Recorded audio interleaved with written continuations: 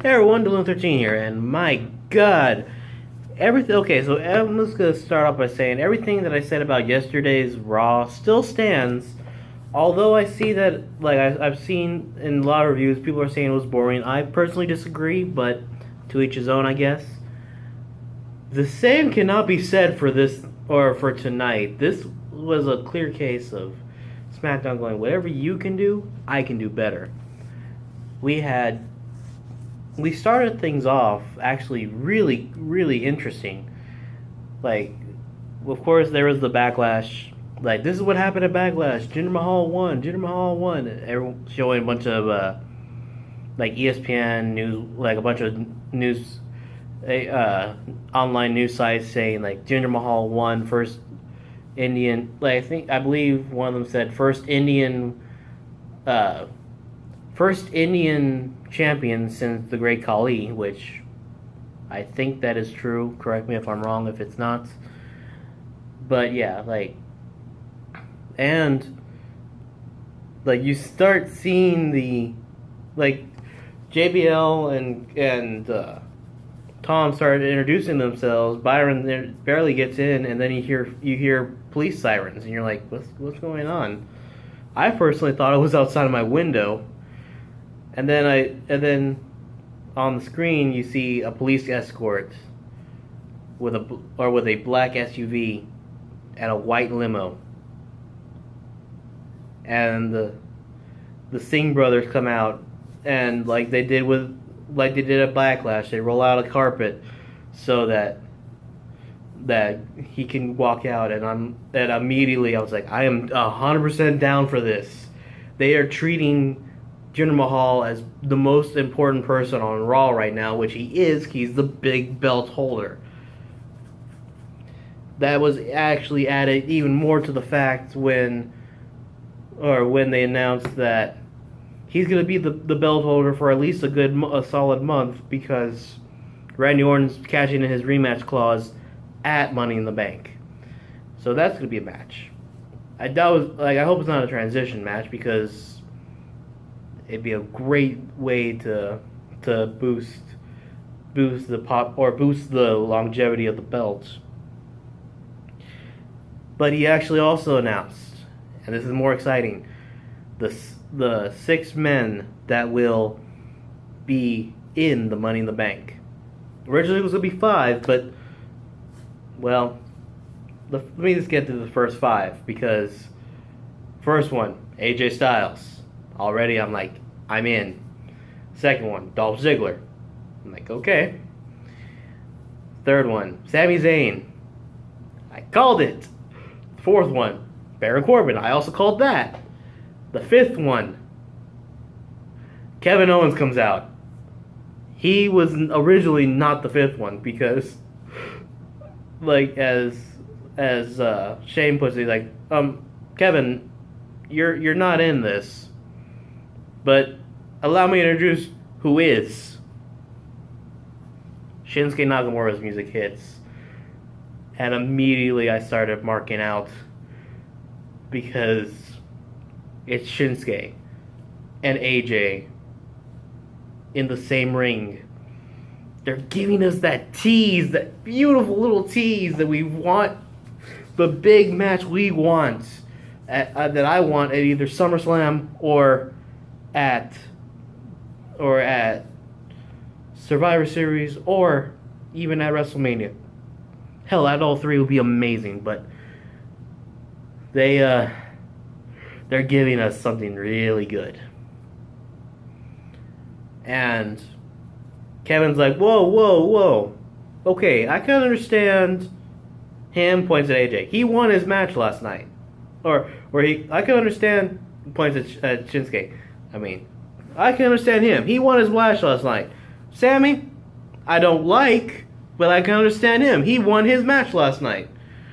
Dolph, why the hell is Dolph in here? He lost. Baron, why is he here? He lost. And especially, why is AJ here? I beat AJ. I deserve to be in this match. And Shane looks at him. He's like, Kevin, you bring up a valid point. So now it'll be a 6-man Money in the Bank title match. And immediately I was like, getting flashback to what we saw last year for the Money in the Bank, and this is going to be a great Money in the Bank match. I can already tell. I can already, like, with the pieces they have, it is almost impossible for them to fail. Mind you, I'm not saying that they can't do it, but give me this. Like, it's going to be impossible for them for them to not succeed with this lineup. And he's like, okay, let's see, there's some bad blood in this ring. So we're gonna give him a little taste tonight. Sammy, Baron, you're gonna have a rematch of what you had on Sunday. And then Dolph and Kevin, you're gonna team up to face the tag team of Shinsuke Nakamura and AJ Styles for the main event. Immediately I knew this was gonna be a great show. It had every reason, or it didn't have any reason to not be a great show, and it did not disappoint. The match was up next. It was, again, Sami Zayn versus Baron Corbin. I had to double check on YouTube to watch this match because, like, I was checking my phone because I got an email, and I look up, the match is over. And Sammy won, and I'm like, what? Did Sami Zayn just squash Baron Corbin? And Baron Corbin was equally pissed off. Sammy got his ass handed to him for about 5 minutes, to the point where they're like, okay, they actually did the classic, we're gonna treat this as a shoot type beating up, and the announcer's like, Sami Zayn has been taken on a stretcher to a local medical facility. We'll give you an update on him later on tonight. I'm like, solid start. Like, Baron might be like, this might be a way for Baron to make it a 5-man, make his odds better. I don't want him to do that because that's unfair to Sammy, but you know what? It's a legitimate strategy. And then afterwards, we had to continue as it is one to do. We had a Fashion Files. That was all. Those are always fun. Like, they were about to give their badges back to Shane. He's like, you know what? I liked what you did on Sunday. Give you one. I'm gonna make it where you points at Tyler Breeze. You're gonna fight Jimmy Uso, and you are gonna fight Jey Uso. So Jimmy and Jey were put into singles action, which was actually kind of. I'll talk about that match in a second. But after we saw that, we had a women's tag match between Becky Lynch and Charlotte versus Naomi or Natalia and Carmella. Solid match, better than what we got on Sunday, and Becky got her win that I thought she was going to get on Sunday. Afterwards, Natalia went to the back of Shane's office and was like, okay, Shane, you told me whenever I wanted a title shot opportunity, all I had to do was ask for one. And that ended up escalating to all 5 girls involved in that 6-man that aren't Naomi. Pretty much like, hey, wait, where's my shot? Well, where's my shot? Well, where's my shot? To where Shane announced that it'll be a fatal 5-way elimination match for the number 1 contendership at Money in the Bank. I'm like, okay, this will work. Or I think that match is next week, but I believe that the tournament the winner will face Naomi at Money in the Bank. Then we had Tyler Breeze versus Jimmy Uso. I think it was Jimmy or Jay. I can never get those two. I'm being honest. It was against one of the Uso brothers. It was easier to tell when they were faces because they wore the paint. I could tell. Okay, he's Jimmy. He's red. He's Jay. He's blue. Like, I'm just asking for some indicator of something. That's all I want. But yeah, like we had Tyler won via squirt gun from Fandango, which I was actually kind of laughing at. I was laughing more at the fact that he brought a squirt gun and he squirted squirted the Uso into his face, got into his eye. And here's JBL. That shouldn't be illegal. He's a cheater. He needs to get thrown out of here. And I'm like, fuck you, JBL. You can go ahead and shut up now. So yeah, like that happened, and then Fandango won, and Tyler Breeze ran around the ring in a wig, and there's the Uso or the one that's not wrestling, fighting or chasing Tyler Breeze into the ring, and then it was Jimmy. It was Jimmy that was in the ring. Jay was chasing around Tyler Breeze. He goes into the ring. Jay pretty much without touching him, chases him out of the ring. Is yelling at him. Fandango rolls up, 1, 2, 3, and they're like, "What's the matter, Jimmy and Jay? Do you not like the fact that we just beat you? Why don't you just put your title on the line right now?" And I'm like, "Are we getting a title match?" And we had a title match that I thought, wow, they're acknowledging their mistake and they're giving us what we want, which is Fandango as the champions. Nope. If I had to give one down point to it, it was that they didn't give us that championship right now. That was all amended at Talking Smack, at least the one major thing I saw from Talking Smack, which I'll try to get into in a little bit. So, we had that. And finally, we had the main event. The main event, Sweet Baby Jesus.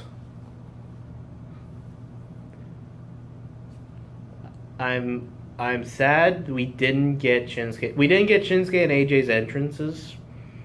We didn't even get Dolph's. Like, we just got Kevin Owens. But I realized that this is only a 2-hour show. And if we had gotten Shinsuke's entrance, we would have been delayed by about 5 minutes. Which would have been 5 minutes out of this beautiful match. This was a fantastic match. I will say this, beforehand we had a backstage segment with AJ saying, "So, the rock star, you and I go way back to Japan. We were the top of the game or over there. So what I want you to do is I want you to follow my lead, because I know what I'm doing over here." And Shinsuke's like, "Okay, but at Money in the Bank, I'm gonna get that title and turn your house upside down. Or no, not upside down, into my playground." And I'm like, ooh, they're acknowledging the New Japan stuff. The indie market me is freaking the fuck out. And apparently everyone else was too. The match starts and it's Shinsuke pretty much 90% of the match. AJ gets in, or gets the hot tag, which those are words I never thought I'd say. And finally, Shinsuke gets the win. The crowd erupts in his beautiful theme. It pretty much fades to black. Or about that. I missed one important thing. This, like, 'cause I was thinking about what the matches were, and I was thinking about only the matches. I forgot to talk about the Bungari celebration of the Maharaja's win. Or as I called it on Facebook, SmackDown Live presented by Bollywood. I love this. As a as a little side note, like I am a music lover, so hearing them, like the detail and the care they actually put into this celebration by actually getting or having having Bollywood style dancers and Indian drums. They're giving respect to this country because they know that they need to treat this seriously. Maybe like they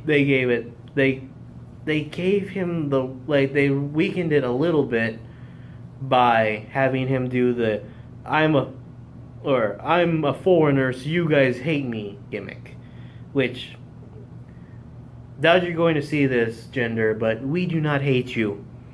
You saved us from having Captain Board as our world champion at SmackDown.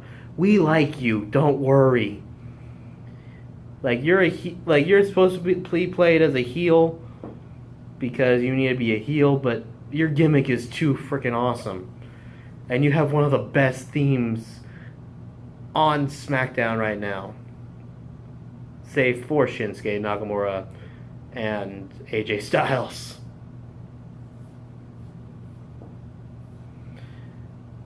But yeah, like this was a great celebration, and I realized why they weren't able to get Brock Lesnar into yesterday's show because all the pyro